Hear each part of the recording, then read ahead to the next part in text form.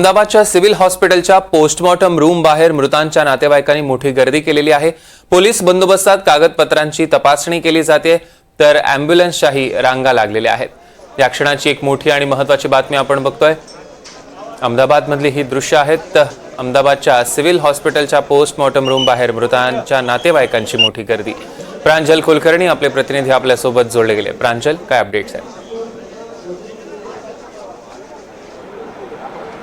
सर्व आपण बघितलं तर काल दुपारच्या सुमारास ही घटना घडलेली होती। त्यानंतर बचाव कार्य हे करण्यात आलं। एनडीआरएफ असतील, इतर पथके इथे दाखल झाले। त्यानंतर अगदी आज सकाळपर्यंत म्हणजे आत्तापर्यंत देखील तिकडे बचाव कार्य हे एकीकडे घटनास्थळावरती सुरू आहेत। आज आपण बघितलं तर पंतप्रधान नरेंद्र मोदी देखील अहमदाबादला आले। ते घटनास्थळाची पाहणी केली, जखमींची त्यांनी विचारपूस केली, त्यानंतर त्यांनी बैठक देखील घेतली आणि त्यानंतर आपण बघितलं तर म्हणजे एकंदरीतच काल दुपारी जसा अपघात घडला, जसं या मृतांच्या नातेवाईकांपर्यंत खरं तर ही बातमी पसरली, त्यानंतर अहमदाबादच्या सिव्हिल हॉस्पिटलमधील जो पोस्टमॉर्टम भाग आहे त्या बाहेर आपण जर बघितलं तर तिकडे दूरवर अशा प्रकारे ॲम्ब्युलन्सची खरं तर रांगच ही लागलेली आहेत। एकामागोमाग एक ॲम्ब्युलन्स येत आहेत। मृतदेह ताब्यात घेण्याचं काम हे सुरू आहे। यासोबतच दुसरीकडे आपण बघितलं तर तिकडे ही पोस्टमॉर्टम रूम आहेत आणि त्या बाहेर जरी आपण बघितलं तर ते पोलीस बंदोबस्तामध्ये सर्व कागदपत्रांची छाननी जी आहे ती केली जाते।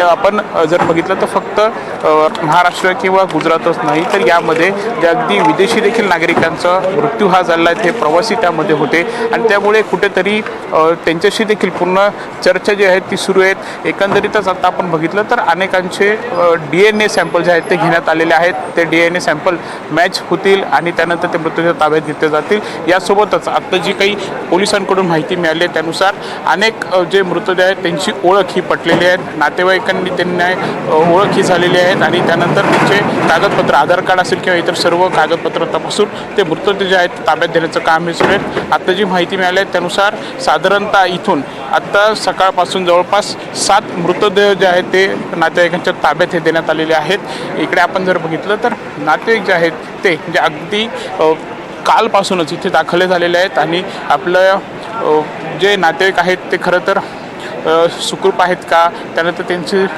मृत झाले असतील तर त्यांची आपली जो मृतदेह जो आहे तो ताब्यात कधी मिळेल यासाठी खरं तर सर्व प्रयत्न केले जात आहेत।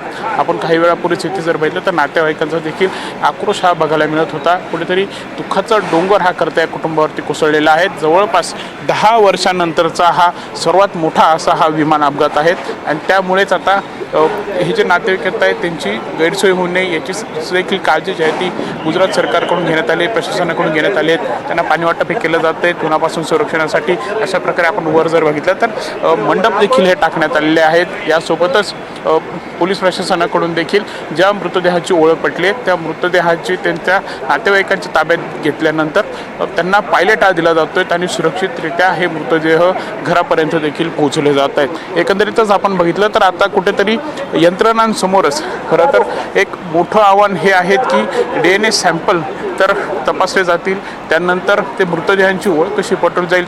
यासोबतच जे विदेशी खरं तर प्रवासी होते त्यांचं देखील एक मोठं आव्हान आहे। त्यांची मृतदेह ओळख पटवून त्यांच्या ताब्यात देण्याची जी काही संपूर्ण प्रोसेस आहे, जे काही कागदपत्र आहेत ती खरं प्रोसेस जी आहे ती सर्व प्रोसेस अत्यंत खडतर अशी आहे। त्यामुळे कुठेतरी हे यंत्रणांसमोर देखील आव्हान आहेत। आता खरं तर एकीकडे या विमान अपघाताची चौकशी देखील केली जाईल, मात्र हे जे प्रवासी आहेत ज्यामध्ये मृत झालेले आहेत त्यांचेच खरं नातेवाईक खरं तर विचारत आहेत की यामध्ये आमच्या प्रवाशांची, आमच्या नातेवाईकांची चूक नक्की काय होती।